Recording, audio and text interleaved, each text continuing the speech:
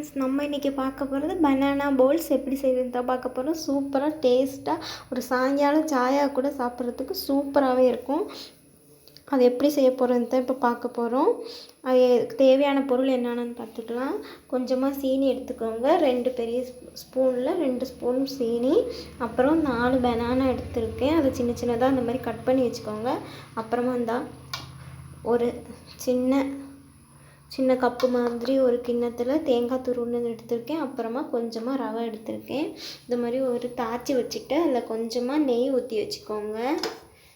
நெய் கொஞ்சமாக சூடானோட்டி எடுத்து வச்சுருக்க இந்த ரவையை போட்டு நல்லா வறுத்து எடுத்துக்கலாம். மீடியம் ஃப்ளேமில் வச்சு வறுத்து எடுத்துக்கலாம்.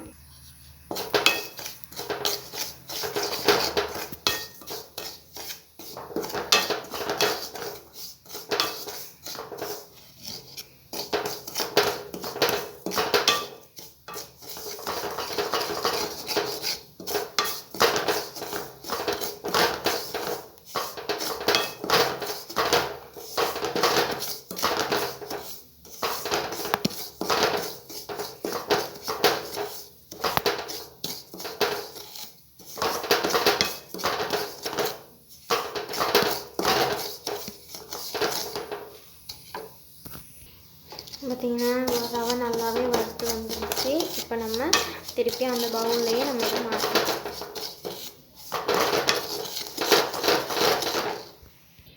அதே பவுலில் நல்லா மாற்றி வச்சுருக்கேன். அதையே தாய்ச்சி எடுத்து இப்படி வச்சுக்கலாம். கொஞ்சமாக இதெல்லாம் இருக்குது, அது ஊற்றிக்கலாம். இதில் இப்போ கொஞ்சமாக எண்ணெய் சேர்த்துக்கலாம். கொஞ்சமாக இவ்வளோ எண்ணெய் ஊற்றி வச்சுருக்கேன். எண்ணெய் கொஞ்சமாக சூடாக ஊற்றி நம்ம எடுத்து வச்சுருக்கோம்ல, பனானா கட் பண்ணி வச்சுருக்கோம், அதோடு போட்டுக்கலாம்.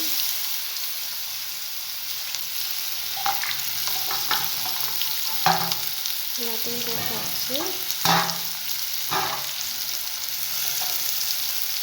அடுத்து மீடியம் ஃப்ளேமில் வச்சுக்கோங்க.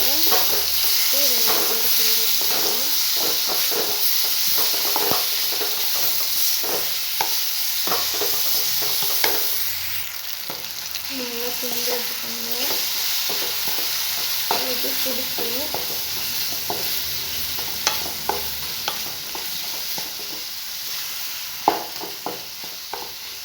இதில் இப்போது நம்ம எடுத்து வச்சுருக்கோம்ல ரவை, இதை சேர்த்துக்கலாம். அப்படியே கிண்டி வச்சுக்கோங்க.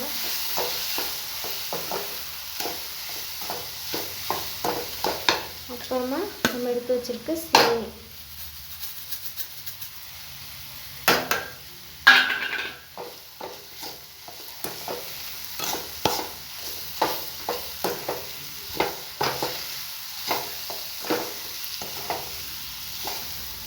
அதையும் மெதுவாக லேசாக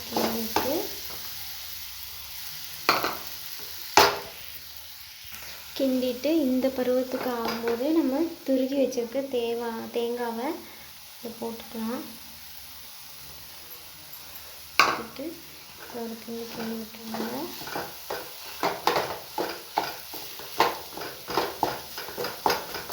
இப்படி கிண்டிட்டு செஞ்சுட்டாங்க.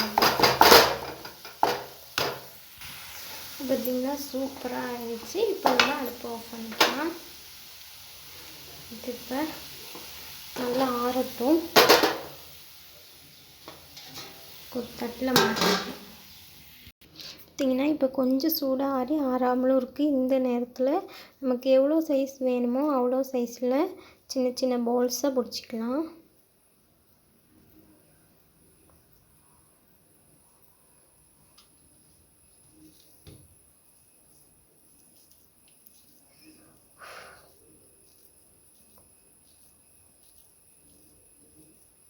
கையில் நீங்கள் எண்ணெய் தண்ணி எதுவுமே தடவை வேணாம். பார்த்திங்கன்னா கையில் ஒன்றுமே தடவலை. இந்த இதில் இருக்க நம்ம எண்ணெய் சேர்த்து வறுத்தெடுத்தோம்ல, அந்த எண்ணெய் தான் என்னோடய கையில் பிடிக்குது. ஆனால் நீங்கள் ஒன்றுமே சேர்க்க தேவையில்லை. இந்த ஒரு பதம் பார்த்திங்கன்னா இந்த அளவுக்கு நீங்கள் எடுக்கணும். அப்போ தான் நமக்கு உருண்டை பிடிச்சி எடுக்கிறதுக்கு கணக்காக இருக்கும்.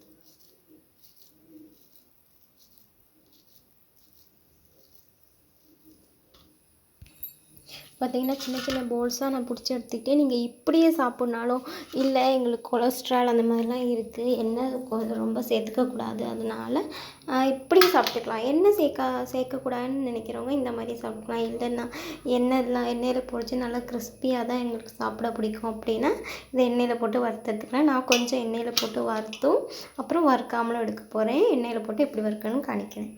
இப்போ பார்த்திங்கன்னா எண்ணெய் நல்லாவே சூடாகிடுச்சு. நான் அது செஞ்சதுலேயே எண்ணெய் ஊற்றிருக்கேன். அதனால தான் அந்த சைடில் அந்த கருப்பு இது மாதிரி வந்திருக்கு. பரவாயில்ல. இப்போ இதில் போட்டுக்கலாம்.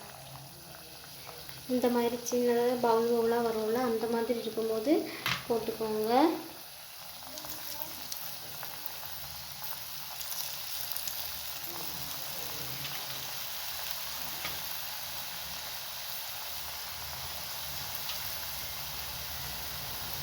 இத்தனை நான் வறுக்கிறேன்.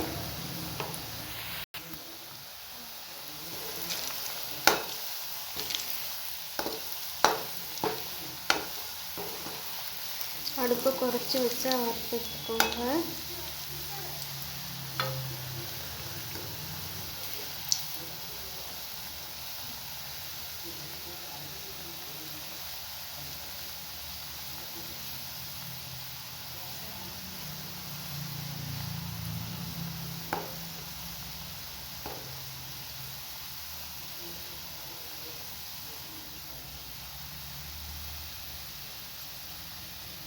ரொம்ப போட்டு கிண்டாமல் மீடியம் ஃப்ளேமில் வச்சு எடுத்துக்கிட்டிங்கன்னா சூப்பரான கலரில் ரொம்ப டேஸ்டியாகவே நல்லா அழகாக கிடைக்கும். உங்களுக்கு பார்க்குறதுக்கு கலர் அப்படி தெரியுது, ஆனால் கருவெல்லாம் ஒன்றுமே இல்லை. சூப்பராக வருதுன்னு பார்த்தீங்களா, தெரியுதா? நம்ம ரவை யூஸ் பண்ணியிருக்கனால எண்ணெயில் போட்டோட்டியே டக்குன்னு கலர் மாறும். அதனால் அடுப்பை கூட்டி வச்சுருக்காம குறைச்சி வச்சு வறுத்துடுங்க.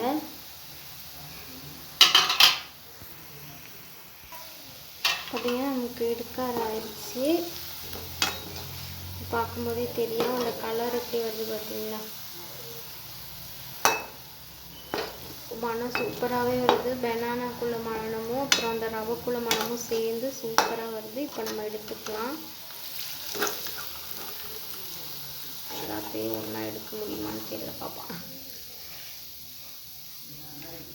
எண்ணெயை நல்லா வடிகட்டிட்டு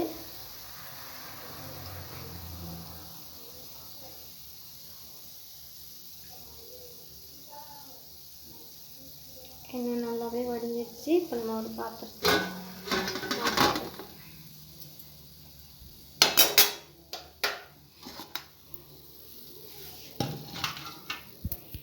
இப்போ இது பார்த்திங்கன்னா எண்ணெயில் நம்ம பொரித்து எடுத்தது, இது பொரிக்காமல் எடுத்தது. நம்ம இப்படியும் சாப்பிட்லாம், இப்படியும் சாப்பிட்லாம். இங்கே பார்த்தீங்களா சூப்பராக வெந்து வந்திருக்கு.